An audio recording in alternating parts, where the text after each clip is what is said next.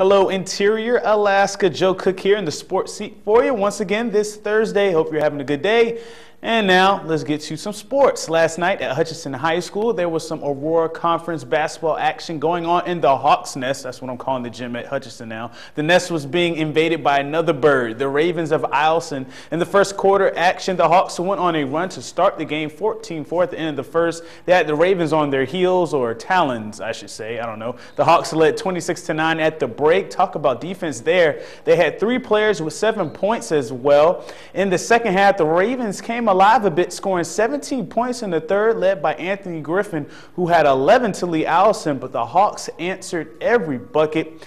Darren Silas exploded with 20 in the second half and finished with a game-high 27, and he also used 2 hands for safety along the way. The final was 64-34 as Hutchinson gets their first conference win and improves to 6-3. This team can play some good defense for a team of little guys. We had 8 games in 2 weeks, and we hadn't had a lot of practice time, so we really worked on it when we got home, and that made all the difference in the world. Just, you know, I keep telling them they need to be at that higher level, at the college level of defense, and we're not anywhere close, but we're getting there. And we've always been undersized, and so, you know, we have big hearts, and we're not scared to drive into people, and, you know, it's you get so used to it after a while. And our coach tells us, you know, that she believes in us no matter how big our size is. So, yeah, it helps a lot. And the Lady Hawks would aim to protect the nest as well. A familiar face, Daryl Lewis, KTVF's own D-Lou, did some PA announcing before the game, the James Earl Jones of Fairbanks, if you will. The Hawks swooped down on the Ravens with a tremendous first quarter, credited to their full-court press. It was a challenge for Eielson to get into their half court at times. Mimi Wood, she set the tone and was back to her normal self, scoring 14 points in the first half, finishing with a game-high 16 for the Hawks. It was 18-5 after 1. And 31-10 at halftime in favor of the Hawks. Teresa McCoy had 11 for Eielson, and Kaylee Browder hit 9, but it was all Hutchinson as they nearly matched the boys' score. The final 64-33 for the home sweep.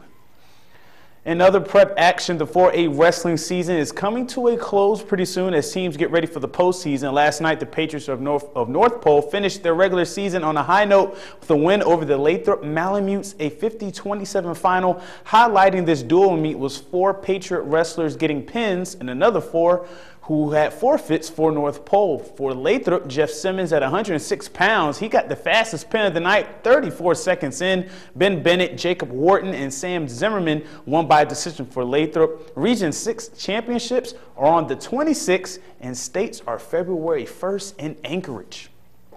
It will be a perfect scenario in the Patty Center this Saturday night for basketball fans. 2 hot teams, a sure-to-be raucous crowd, and to top it off, it's a rivalry game. The Nanics will put their 6-game winning streak on the line against the Seawolves of Anchorage, who come in winning their last 2 games.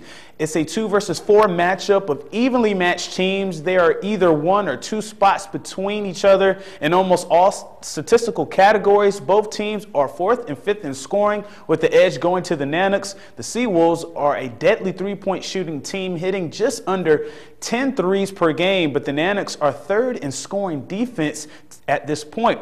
That surging defense and the energy in the Patty Center will be huge factors in the next chapter of this rivalry. In this situation, you pretty much tune out the rest of the league and where you're sitting, how you're doing. You're just trying to beat your rival UAA, and that's kind of what we've been doing. It's a lot. We got to rebound. So, I mean, it's a game where you got to do a lot of good things right to beat a program that's real solid.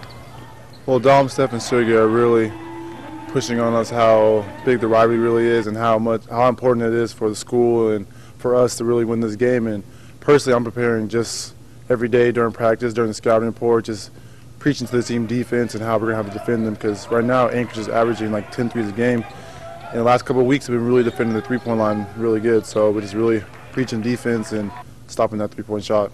We've been preparing for this game for a while now, and I think it's just going to kind of bring us to another level, really. Everybody's going to be more focused, and I think that we're going to feed off the crowd and just come in and kind of try to just run and get up and down, so it'll be nice.